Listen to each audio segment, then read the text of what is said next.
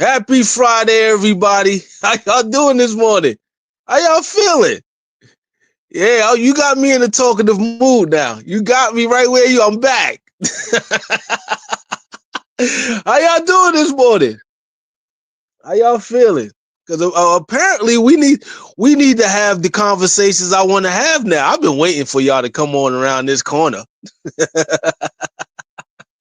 I knew y'all would get here around this time. My clock is never late. How y'all feeling, man? Good morning. Good morning. Or buenos dias. How y'all feeling? We need to talk. Let's take a walk together. Start your day off right. This is how I'm going to start warming up my day just to get my thoughts rolling because I'll be wanting to say just whatever I feel like saying in the morning, freestyling or whatever. And then I'll go into the structured ism later on. But how y'all feeling? From what I'm seeing, y'all looking for somebody to blame. As if that's the same as the solution. Looking for someone to blame for the problem is not the same as finding the solution to the problem. Finger pointing, we've done all that already. We are yo, if you're a Raptors fan, you are a master finger pointer. We are all master finger pointers. We were like, bitch, it's your fault. That's just what we do. It's part of the ism. It's part of what makes us who we are, right? But we can't just, it's not as simple. None of the stuff I realized in my studies and my evolution the last year and a half, since my channel's been demonetized and then brought back, and then I had to this is me revamping the channel, regaining momentum and all that. I realized that none of the stuff that we talk about in such a cut and dry manner is as cut and dry as we believe it to be.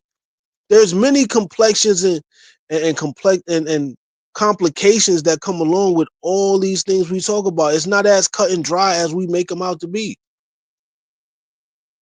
And we don't find that out till later, but now I have I use my insight and my ability to see patterns and predict the future to understand that none of this shit we talking about is as cut and dry as we make it seem. We'll take it as surface value and face value, but it's a deeper meaning and a deeper story, and there's a history to everything, right? I got to take that in consideration and explain that from now on when it comes to me coming to a conclusion, which is just grown up. I'm 51, so that's just me being a mature adult. You can't just be a troll and hype shit up and gas shit up.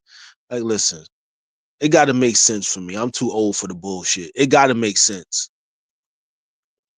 Grown man sense and common sense, but common sense is only common to the lifestyle that you have and the thought process that you have in your maturity level. So common sense isn't, as identifiable by many as you think it is. Everyone has their own level of common sense, right? But I have to find a universal tone, a universal thought process that we can all connect to and be like, all right, yeah, I get it. Whether you like it or not, we get it. We can't keep looking for someone to blame. And I know, and I said yesterday, you can't blame Scotty. That was my first video. And I didn't even know that people were actually going to blame Scotty. I was saying not to blame him as just like a nonchalant statement. You know what I'm saying? Not like a statement like you're blaming him and I'm trying to vindicate him. No, you motherfuckers are really trying to blame Scotty for this shit. How? How do you blame him for something he has 1/5 or 1/10 of the control of? He's not part of infrastructure. He's only 1/5 of the solution on the court. How is he damn near 100% of the problem? Like, people are like, yo, Scotty's not the guy. What guy are you talking about? There is no guy. Let's be clear on that. There's no guy on the court right now that's that guy at all. Michael Jordan is that guy. He's the standard of what that guy is. And let's define what the guy is. It's competitiveness and mechanics becoming one, right? The fundamentals of basketball, passing, shooting, rebounding, footwork, all the skill sets, right? Those are the mechanics. Being competitive, being the apex competitor that we want, that we think should exist on the court for us. You have to be an asshole. That's for one. You have to be an apex asshole, for one. Two, it is the most pettiest, misunderstood, and underappreciated mind states ever. People want it, but they really don't want it.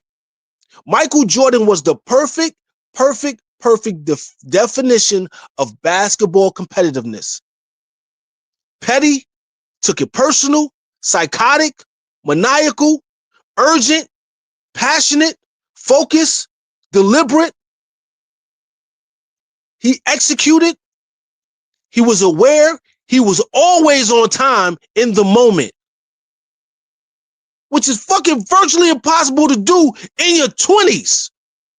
No matter how great you are as a basketball player, it's fucking virtually impossible to know how to use your game perfectly within the moment to get the most out of the moment. That shit is dip. That's why he's a 101. There's behavior and there's mentality and there's behavior. Being competitive at the level that y'all want is a mentality. And y'all call that toxic. That's what y'all consider it now. Because if you fucking act, the NBA has walked away from that because society has deemed that to be toxic. A cancer to good development, maturation of things. It's a problem. So the NBA seeing that, we got to walk away from the aggressive and become more passive and go into scoring. Scoring and shooting is the feminine aspect of basketball. Y'all want to talk to me? Let's have this conversation. Most of y'all I'm sick of. We gonna have this real conversation. Scoring, shooting. The offensive part of basketball is the feminine part of basketball. The masculine part of basketball is defense, rebounding, stop, prevention. The disconnect between the coach and play, that takes masculine energy, aggressiveness, competitiveness, pettiness. You have to take it personal to one another person not to be successful while you're competing to be successful. All these traits have become deemed as disrespectful, limiting, toxic in society as a whole. When the NBA makes decisions to implement certain things, they look at the whole game in totality. What is everybody into? Oh, they ain't for, all right, we're going to have to go someplace a little softer because they ain't rocking with the violence now. We can't have the aggressive play and, you know what I mean? Everybody, matters. Well, if everybody matters, then there's no competitiveness. Because when you're competing, guess what? Your opponent doesn't fucking matter. I don't care about how you feel. I don't care about if you eat. I don't care if we're competing. When I get in position after we get finished competing, then I'll kind of care about you. After I win, that's what made Michael Jordan. We friends after I win. If I don't win, I'm not your friend. We not cool. That's competitiveness, pettiness. You have to be petty, psychotic to be successful and compete. It's not the same as the mechanics of basketball. There's the competitiveness and the mentality is what gives the relevancy to the skill sets and the behaviors on the basketball court. That's why we don't have impactful basketball. We don't have any truly competitive players. They're kind of competitive. Y'all think because you watch people run up and down the goddamn court and it looks like a basketball game that everybody's fucking competing? Are you kidding me? Have any of you ever fucking competed for anything in your goddamn life? Ever? It don't look like what we're seeing on the basketball court. It's a lot more vicious. Even spelling bee. You watch kids spell words. The tension in the air, you can feel it through your fucking TV screen. They're playing for something. They're competing. You can feel competition. You know it when you see it if you ever competed for real, for real. This passive-aggressive, pussified version of competition ain't competition. It's called entertainment and business. That's when they merge. That's when you get the watering down of competition, the redefining of competition. Competition and business don't go hand in hand. Competition is way more vicious than business. Way more vicious. They're not the same. Business is about infrastructure, mechanics. Competitiveness is about attitude and mentality, pushing it. Boy, you know what it's like. You know what it feel like when somebody's competing. Ain't a comfortable moment to be found. Let a bitch come to your job trying to be manager after. Let a motherfucker come to your job. You know when he trying to move up. You feel the tension. This motherfucker come to work early. He working harder than you, and he might tell on you too. If you come in late from lunch, you know he was like, I'll do the overtime, boss. Whatever it takes to get in position. That's competitiveness. Whatever it takes for me to get in the position I want to get into, I'm going to run you the fuck over to get there. I don't care about none of that. My family got to eat. The bills got to be paid. And my kids, listen. Motherfuckers ain't really competing. They're not competing. It's a brand. Now they've made competitiveness a brand. It used to just be what grown men do. There is no such thing as a competitor without having someone to be the nemesis from your childhood. Competitiveness is the villain arc, is a big part of being a villain. You have to be the villain. You have to be the bad guy. You cannot be a competitor and be a good guy. Name one. I'll wait. Every competitor that we've ever heard about has let the bodies hit the floor. That's why we love the villain. You want to know why we love the villain? Because he forces the bitch ass, the little soft ass, punk ass hero to step out his comfort zone and be a fucking man. That's what it is. The villain becomes a man way before the nice guy. But when the nice guy embraces, listen, this is how the game is played. I can be nice. I can be just after I win, after I'm in position. Whatever you define that position to be. We ain't got time, man. We ain't got time to blame Scotty. The fuck Scotty do? He's doing, listen, he's not a scorer. You want him to be this fucking mythical person that don't even fucking exist anymore. They don't even make people like that no more. I'm telling you that as a grown-ass man, we have overcompensated as parents because we've been through some tragic, traumatizing shit, and we don't want them to go through it. You know how fucked up it would be to watch your child go through the tragedies that you went through? You're a failure as a parent if you do. But it will make him a better person. That's as crazy as it may sound. It may make him the man he needs to be or the woman she needs to be. But guess what? When they make it, they're going to be the person who doesn't allow their child to go through that. Because they don't want that. That's what love is. That's what compassion is. That's what being a parent is. You protect and love that which you create. You give your life for it. It's evolution. Competitiveness has not evolved.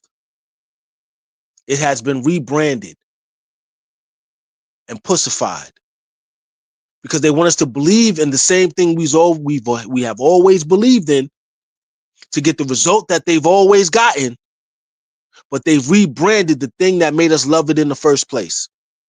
Make that make sense. We can't blame Scotty. We can't blame they don't know. They have to learn. We have the third youngest team in the NBA. We don't have no veteran. They got to go through it. This is what they have to go through. And we got to be on their ass every step of the way. Cool, no problem. You were third, you were second, now you're seventh. Now yeah. Fight the stove is hot, ain't it, motherfucker? We told your ass not to touch the stove. You touched the stove, burnt your fucking hand. No, we not going to the hospital. Throw some butter on that shit and go outside. That layer of skin will peel the fuck off. I told you not to touch the stove, is hot. I'm baking chicken. The roast is in the oven. Told it's 450. Don't touch the oven. You touch the oven, thinking it's cute, thinking shit sweet. Burnt your hand. No, we not going to pediatrics. You're going to sit your ass right there, throw some butter on that hand, go outside and play. Here's an icy. You learn your lesson. This is a lesson we got to learn. You can go all the way up to the top, my boy, but you staying there is totally different. We got to learn. We can't point fingers. What the fuck, they don't know. That's like blaming a child for something they're not aware of as far as the consequences. They have to go through it. That's why we are lenient with children. When they make mistakes, they're not aware. To this day, I still don't understand why you give life-changing money to the youngest of the population as if they can maintain it and sustain it. They can't. It's a fucking con. It's all man, if you know the shit I know, if you know that, if y'all knew the shit I learned in the last year and a half, it will fuck y'all up. I know some shit. And I move accordingly. It's diabolical on so many levels, but you can't hate the game. You can only hate the player. You got to play to win. That's why my resurgence is going to feel so different, because I'm aware of finally, I get it. I understand the game. Got you.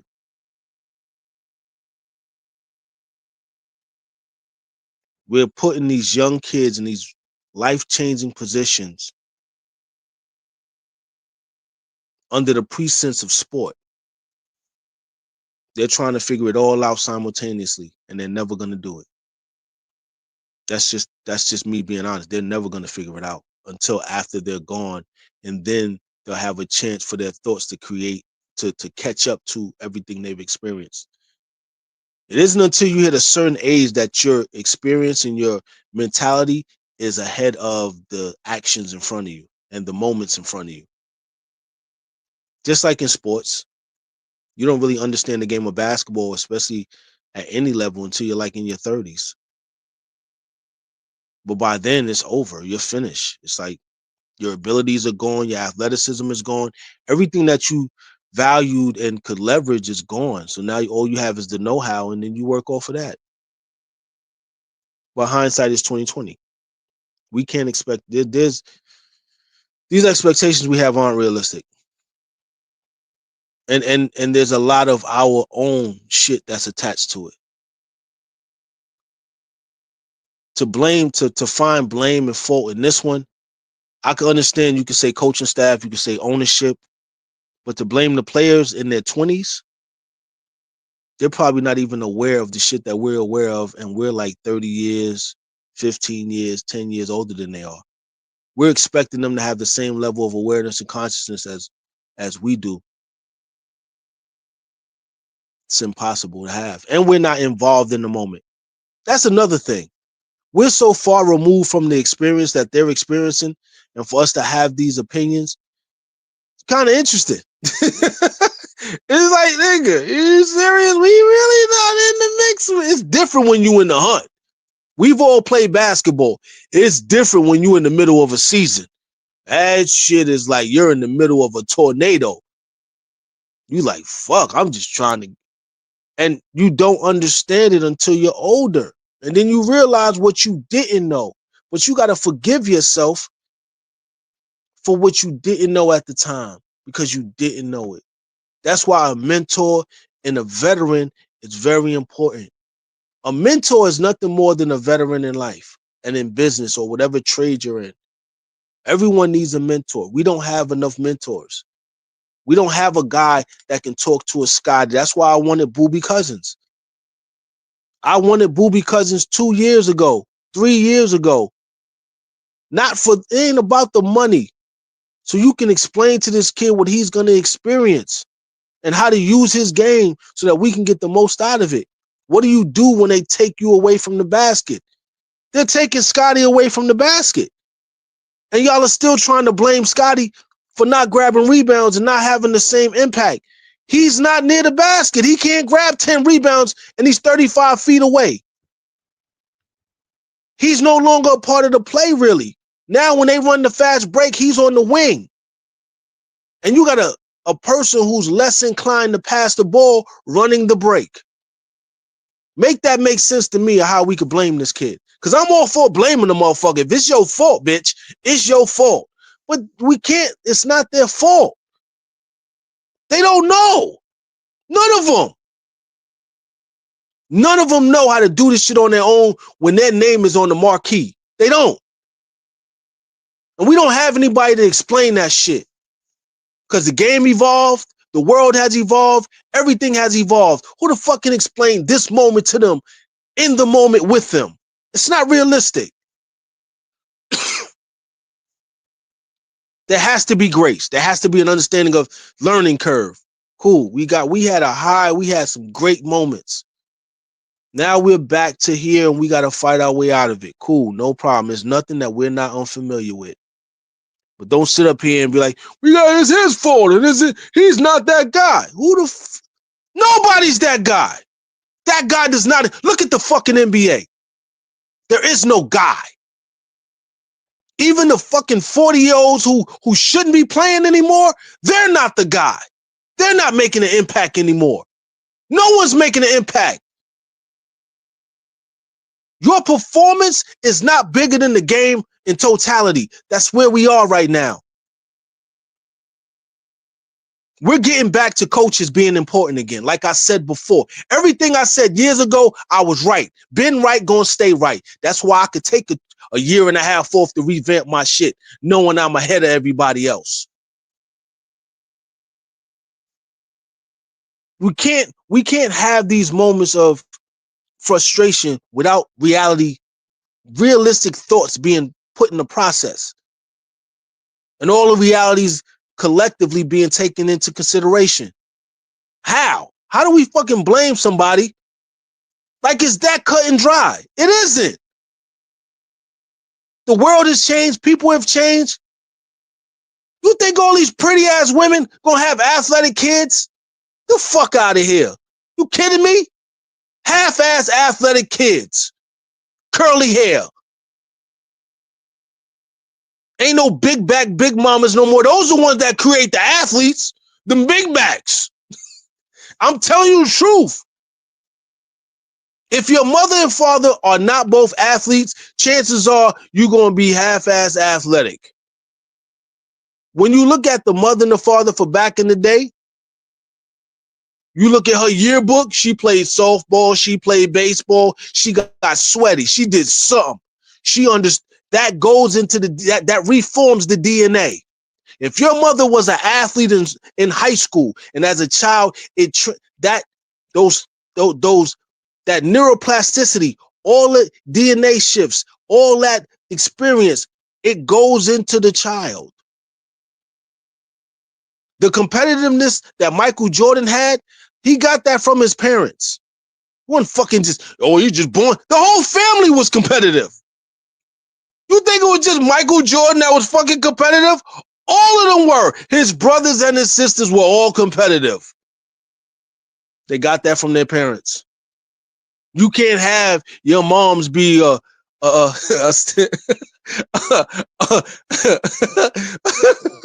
fucking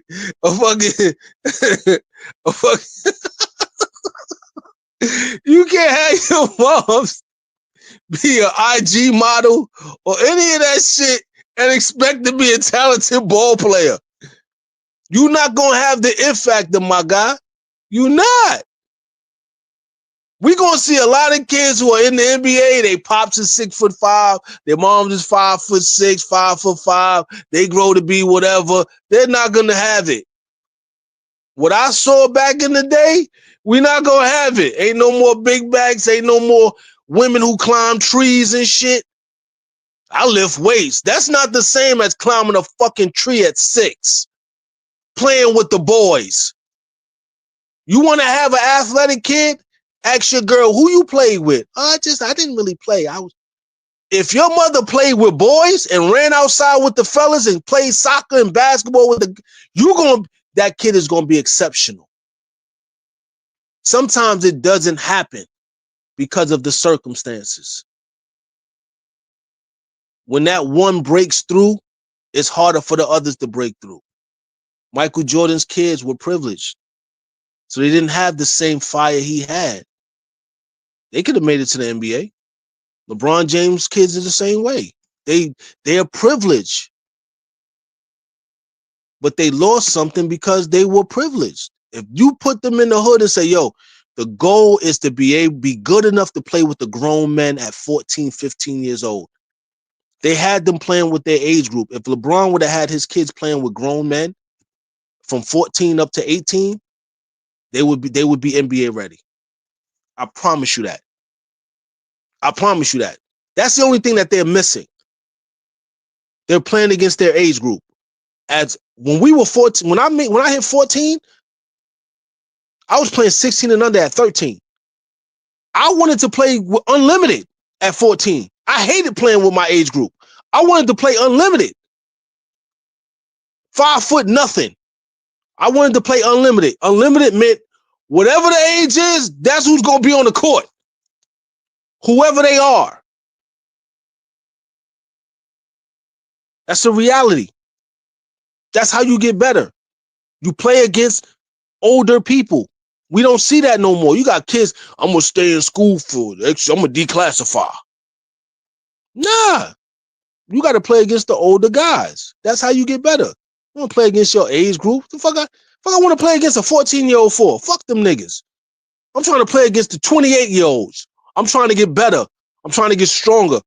I'm trying to understand the game. Was I good enough? Most of the time, no. The stuff I seen in the fast pace they played and the shots I saw them make, no, I wasn't good enough at fucking 14. Nobody was. It's rare that you saw a kid my age playing with them. I ain't see one. That was the dream. That's how you become great. You can't expect the kid to become great unless you put him under adult pressure earlier. And a lot of these kids don't have the skill sets, don't have the competitiveness. They're in these bubbles on some pretty boy shit. You think because your son looks the part that makes him the part? 6'5" and curly hairs, that don't mean shit in the NBA. Can you play?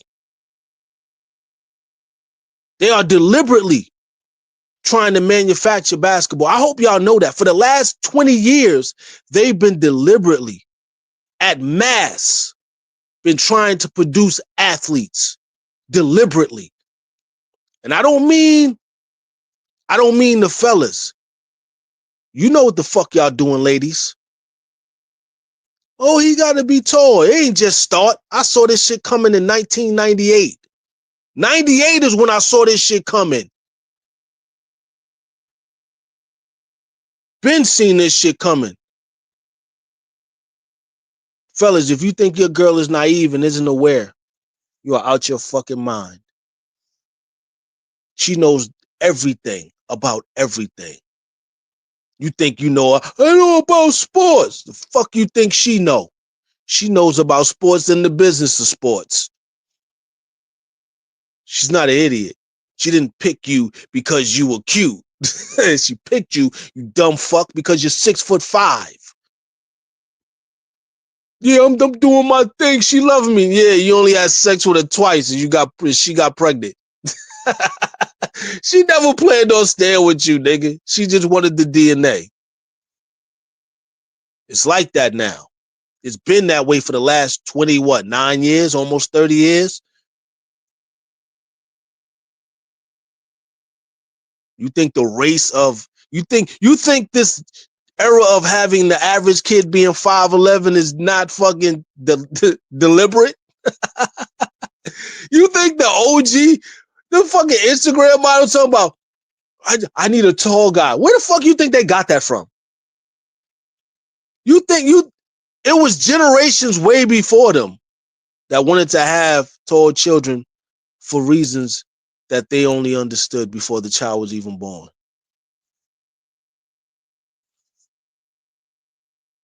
It's not a game. For some people, it's we going to the next level, whatever that means. Whether it means he gets a college degree or whatever. But we getting out of here. In 21 years, we're not going to be in this same position.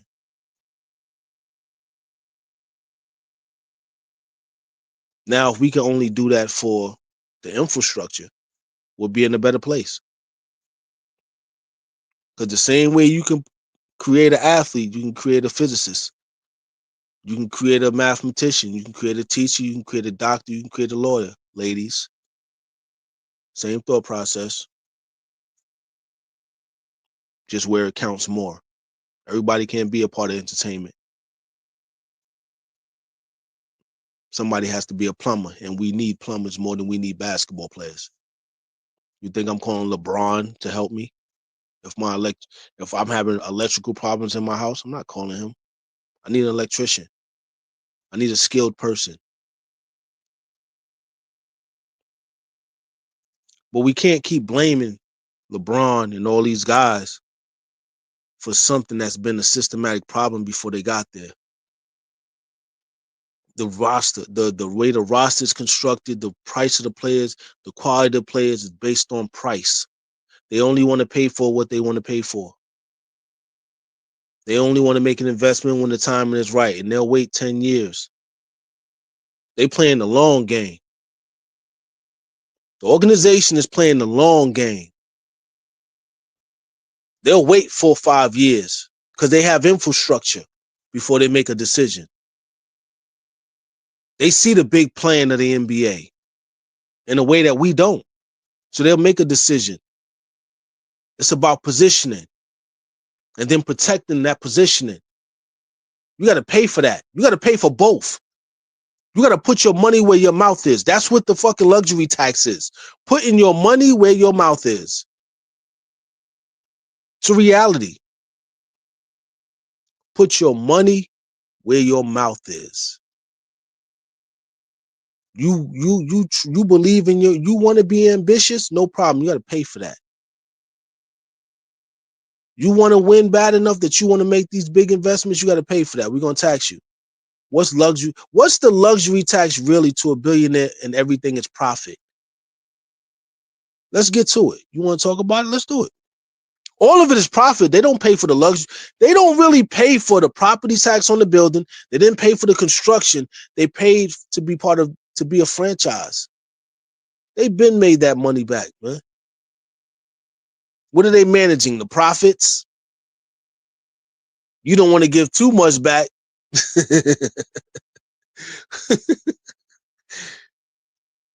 You want to look shrewd and smart. But this is basketball. There's no, either you want to win or you don't. Why do you think so many organizations are hiring people without real degrees in business? You think the executives, a lot of the executives, when they say they NBA players, they don't have a fucking degree in business. Some of them didn't even graduate college. They just have experience within the infrastructure and they get promoted accordingly because they understand how the business goes. They weren't trained for that. They didn't go to college for that. They played basketball and then they moved up within the infrastructure after playing.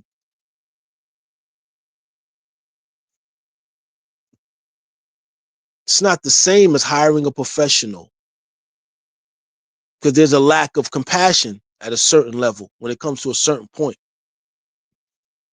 And you have to have that if you're going to be competitive. Being a competitor, like y'all don't really know what being a competitor really means. It means being the bad guy, being an asshole. A lot of y'all can't be an asshole. Y'all don't know how to. You've been convinced that being a nice guy is the best way to go about it. You don't want the consequence of having blood on your hands.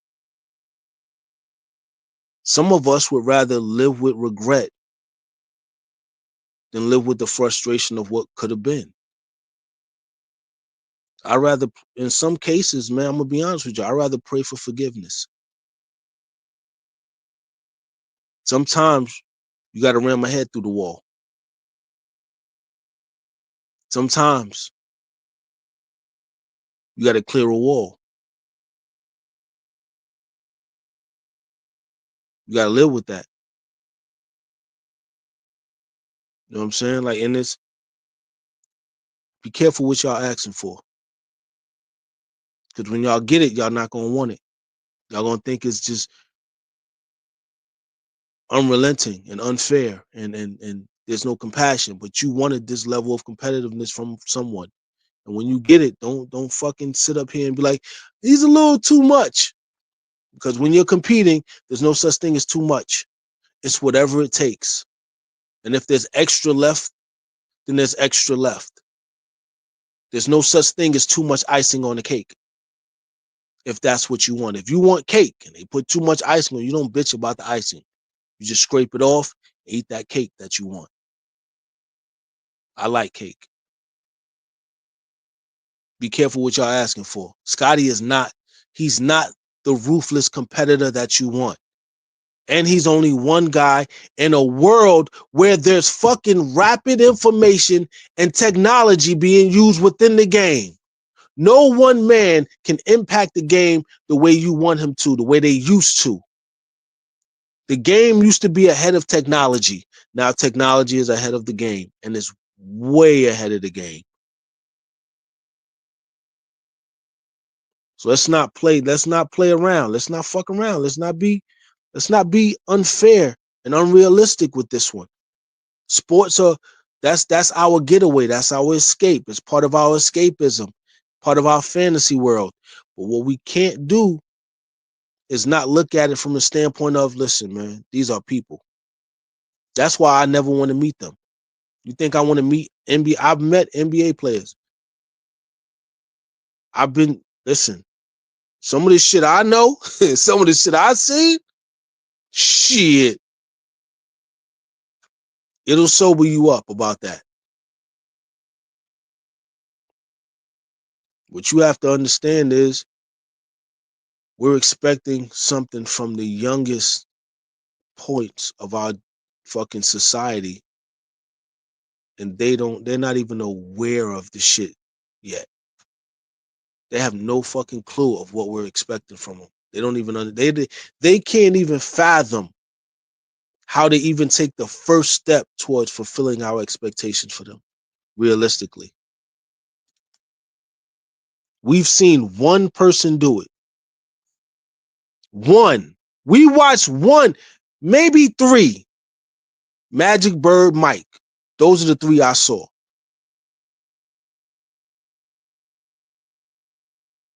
We're not going to see that anymore.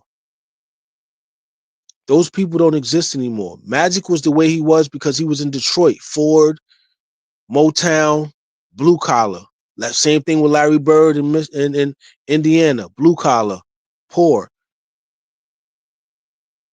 Michael Jordan, middle class, North Carolina, blue collar. In order for you to be considered middle class or blue collar, it's either you're living below the poverty level and you made it like, and that's another thing now. See, y'all, there's a such term as there was no ghetto fabulous back in the day. They've made living under the poverty level a thing, a lifestyle that's satisfying. Public assistance and food stamps are now on a credit card. I remember the book. Remember that book with that fucking colored brown for $1? $5, $10. You had to bring the whole book to the store. You crazy? You couldn't stand that shit, man. Somebody gotta get a job. This shit is crazy. I had to bring this whole book to get a bag of potato chips. The whole book. Look up food stamps on YouTube. Or not even YouTube. Fucking Google it.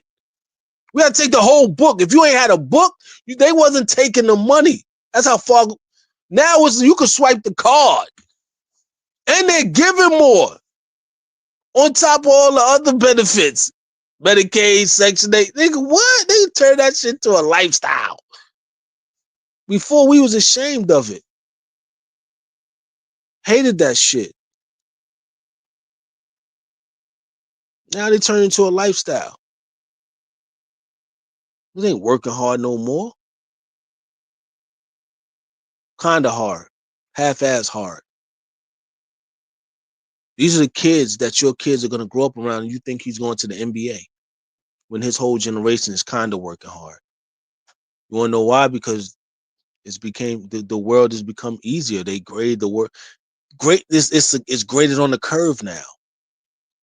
We saw all the shit that I see in society was implemented in school before it became a big thing in society, because those people who went through that in school have become a major part of society. And now, grade with a curve, no child left behind. We're going to half-ass it. That's hard. He's working hard. He need a personal day. Working hard. I come from an era, nigga, I did 15 hours, 12-hour days, 60-hour weeks, 80.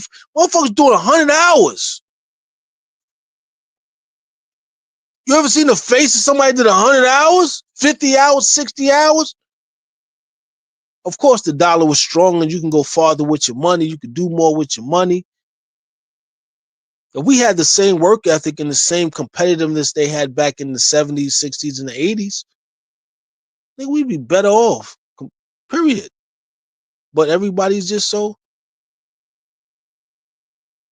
There's no crack era for these kids. They're traumatizing, B. There's no trauma. Fortunately, there's these motherfuckers is just doing dumb shit. Unnecessary shit. You ain't even in a position to have to do none of it. You don't have to do nothing. You can just have a life. You can take the next step. The road has been cleared for you to take the next step, and you go back to doing dumb shit that people had no choice but to do. And you can be like, yo, you had a choice. Not really. Not when you're young. You don't fucking see all the options. By day 4, you're like, fuck, this is all I got. I got to make a move. I'm hungry. I've been hungry for 4 days. The lights ain't been on for 4 days. The rent is due. I can't rely on can you imagine being a child saying I can't rely on the adults who put me in this position? I got to figure it out at 12, 13, 14, 15 years old. You can't fathom that for your kid. That's why we overcompensate, so that they never have to be in a position. It's a good and bad that come with that, but fuck. I'll take the good. And then I'll teach them how to be a dog later. But right now I can't have my kid be hungry, not have, and all that shit. Shit is hard. So we don't raise the same vicious individuals. And they rebrand those things that made the thing in the first place. Because those conditions have changed. And we're still looking at these kids as if they should be able to match the people who lived under those conditions. You can't compare anything to Michael Jordan. You understand Michael Jordan was the man during the crack era? When hip hop was becoming #1? When rock and rollers were real rock and rollers?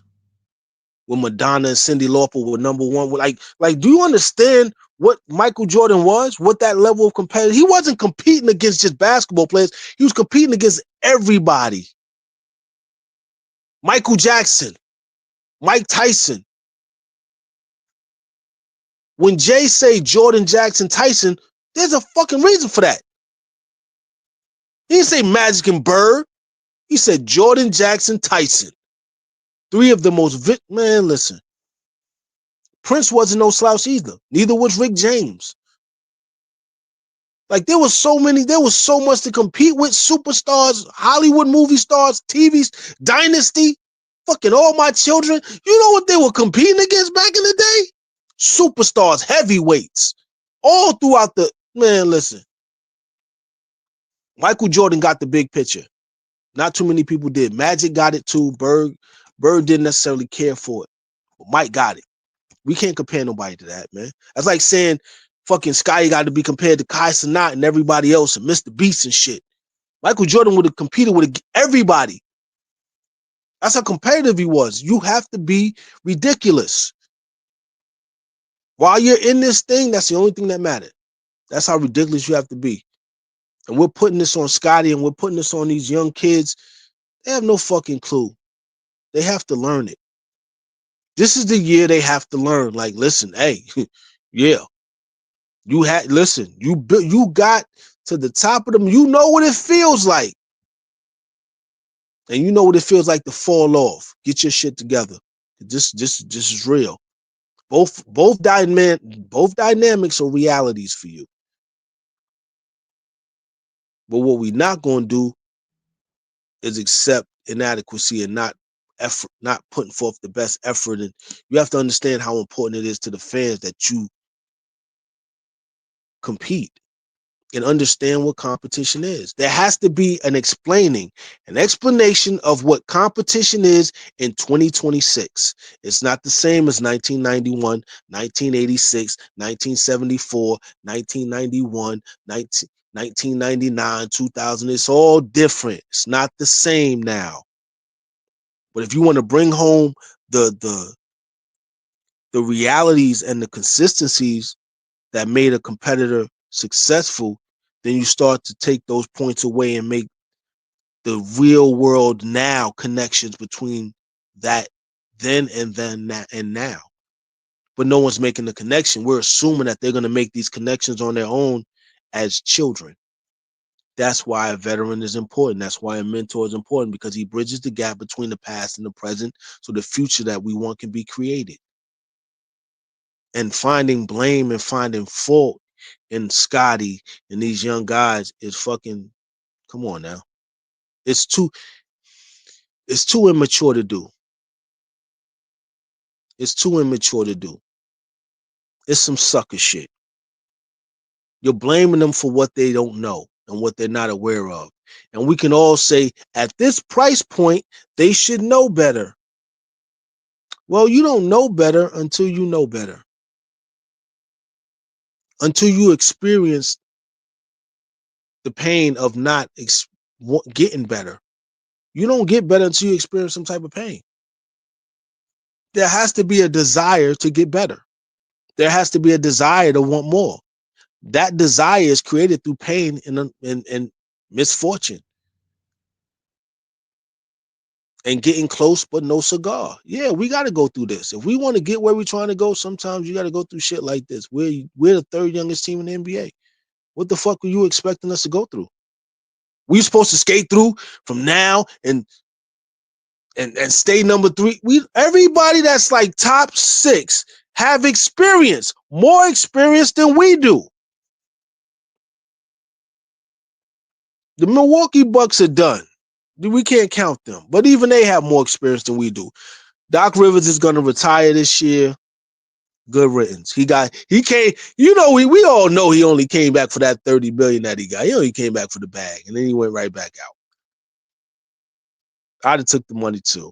You ain't making the same amount of money announcing I get to coach fucking Giannis and be around basketball as opposed to talking about it. He's going to go back to commentating anyway, so it is what it is.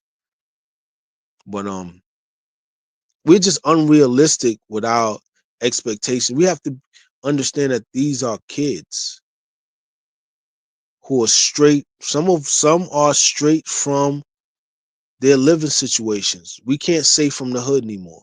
They're from whatever living situations that they're trying to improve. And there's this duality between improving your living situations and playing basketball. You're trying to balance it all. it's just the next level of basketball and professionalism outside of school. At least in school, and you had basketball. You might have been getting a little money if you had a little NIL situation if you were there long enough. But if you are in the NBA now you have to deal with real life, and you are watching guys who are right next to you who literally hit the lottery. So you are looking at it like, because you're having these conversations and you're in close proximity to it, that you can get your approximation of it. You just have to play the game the right way. And all of it is a gamble. You know what I mean? You're lucky if you make $60 million in the NBA and keep some of it. Because remember, your first time really getting any paper, if it's fucking $30 million, you're gonna blow it. Let's be honest. They're gonna blow the fucking money. You don't have a reference point really, personally, to know how important this money is. You don't have enough financial regret to know how important $30 million is to you for the rest of your life. You're going to get comfortable and think this money is going to keep coming forever. That's what happens. That's the psychology of getting a job. It takes one or two or three jobs. By the time you get to your fourth job, you start thinking about the end game. For me, it took me years to think about the end game because I was just so young. But once I got it, like, nigga, I get this shit 3 years. I get these niggas 3 years, man. I gotta start saving some money and putting away for when they fire me or I quit. I'm thinking of the end from the beginning. Soon as you hire me, I'm thinking of my last day. I'm working on my last day. When you fire me or I quit. Of course, there's that grace period, especially if you haven't had a job where you got to get back on your feet and get acclimated and catch up on some bills and all that. We get it. But once you get situated, understand that your last day is coming. You're not going to retire from that job. They're either going to fire you, go out of business, or you're going to quit.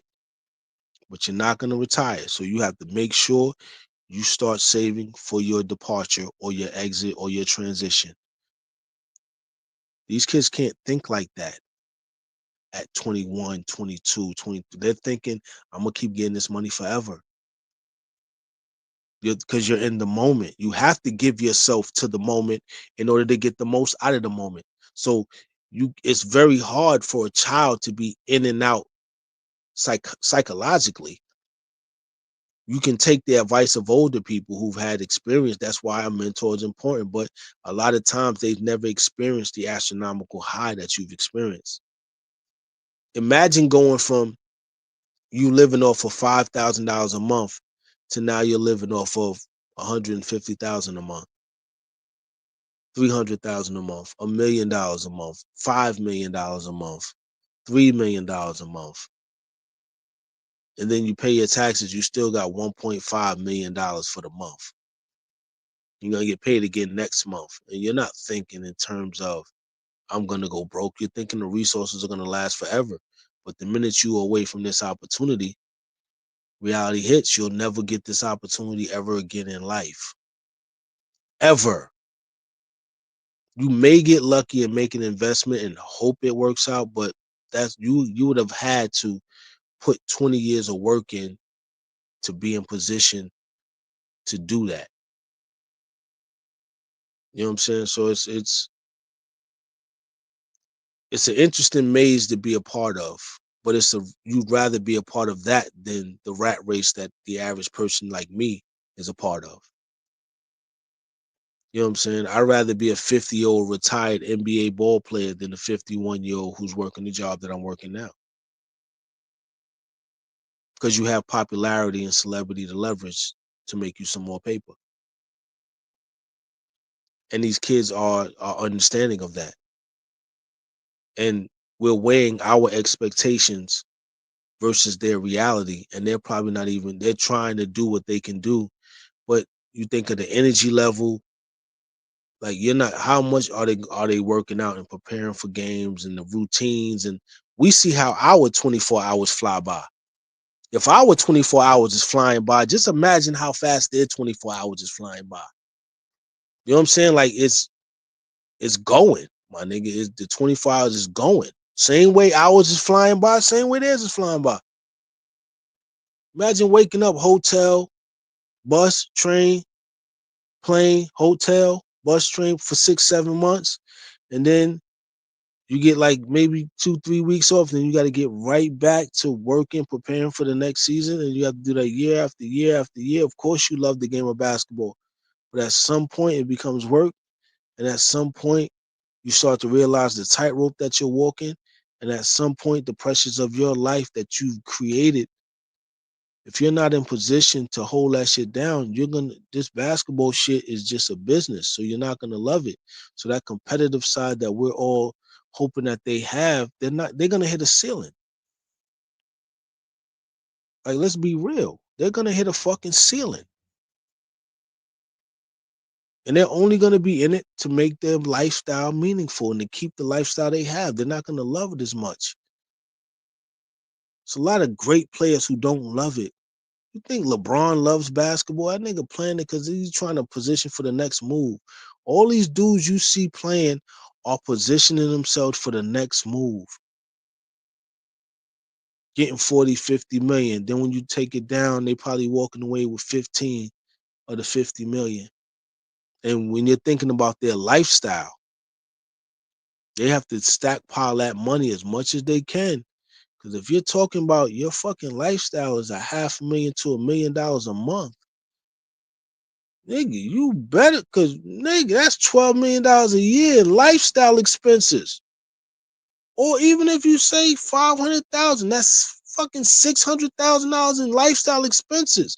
Car, driver, schools, tutors, nannies, house, property tax, all that. Man, listen, 60, man, listen. That shit'll be going quick. And you can't be a celebrity living around regular people because the goons is out. Niggas ain't playing with you no more because you play in the NBA. You got what? Nigga, what window we creeping through? Nigga, the Wolves. I told y'all 5 years ago the Wolves is gonna be out. During the pandemic, I told y'all after they get finished giving this money out, the Wolves is gonna be right back out. The Wolves is back out in full effect. Can't be no celebrity. And they know your net worth. The women know it. The guys know it. And you can't have no regular life. They in your face. They on your body. Better take your bitch ass to the country club.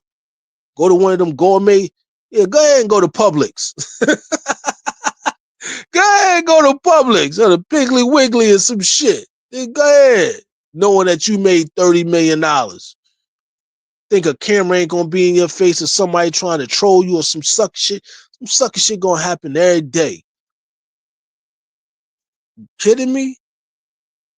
That money better last, or you better find out how to make yourself a regular person again, where everybody can relate to you and be like, "Oh, that's just such and such. He all right."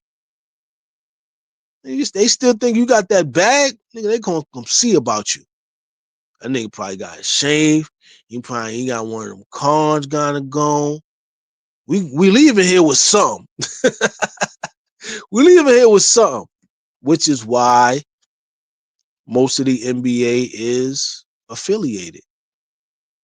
I ain't got to tell you who they're affiliated with. Y'all know. Y'all watched the last 25 years of basketball. You know who they're affiliated with. Everybody got a flag they rep. They pay their tithes and offerings and donate to, yeah, that's where the protection comes from. That's why some guys could transition into regular life because they keep paying that $4,000-5,000 a month. Would you rather? Yeah. I mean, it is what it is. Or letting their celebrity so other guys can eat. You know what I mean? Either way, it's an exchange. But we have this unrealistic expectation now that they can't live up to that shit. Technology is too far gone. Sports betting is a big factor.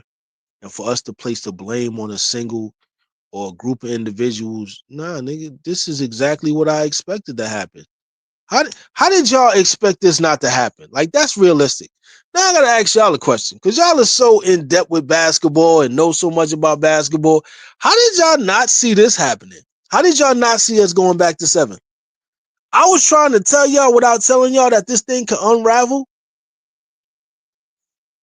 And I'm not holding it against these kids either because this was expected by me. I didn't expect them to go that high that fast. I was like, oh shit. You know how watching your son get on the swing and he's swinging and all of a sudden he's swinging as high as he can go. And you're like, oh shit, I didn't know you could. Woo. Hey, slow down. Get it controllable. Because if you fall, I got to be part of making it right and fixing it.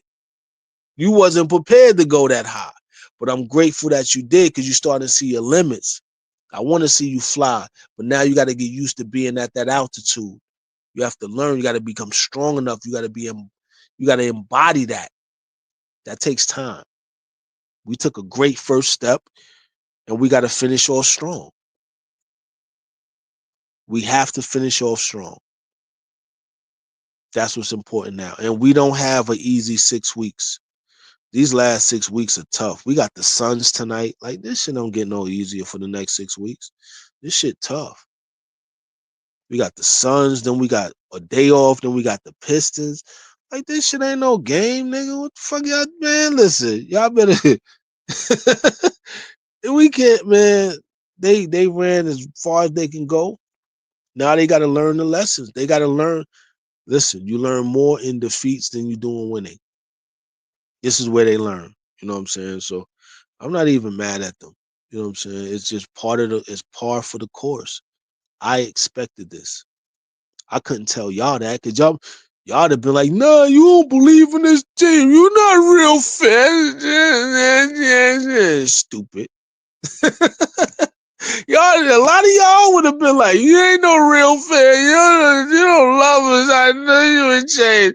You like the Knicks. Stupid. The Knicks ain't going nowhere either, nigga. There's only one champion.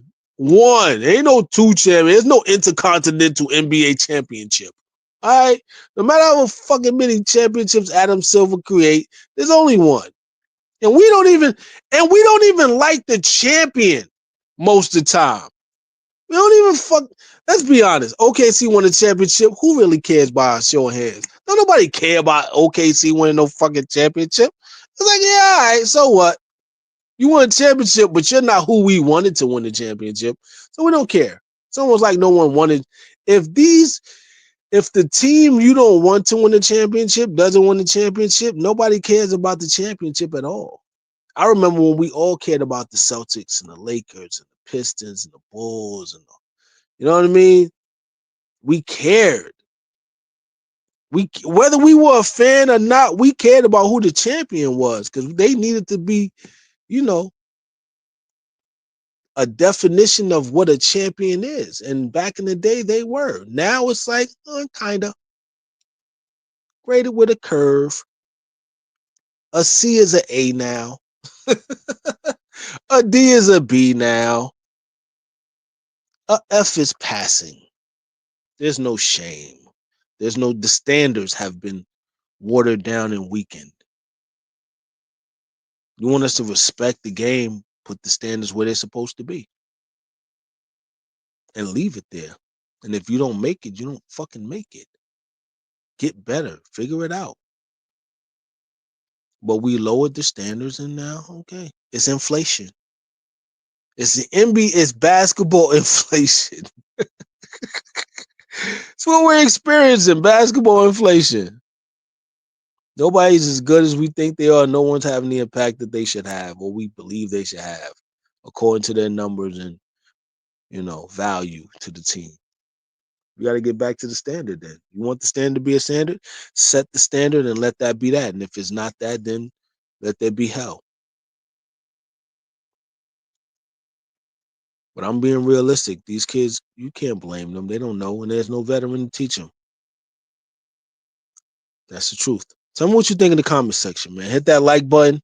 I just wanted to share my thoughts this morning. You know what I mean? Get some shit off my chest real quick. And that's it, man. I'm still gonna be out with the ism all day, but it is what it is. Peace.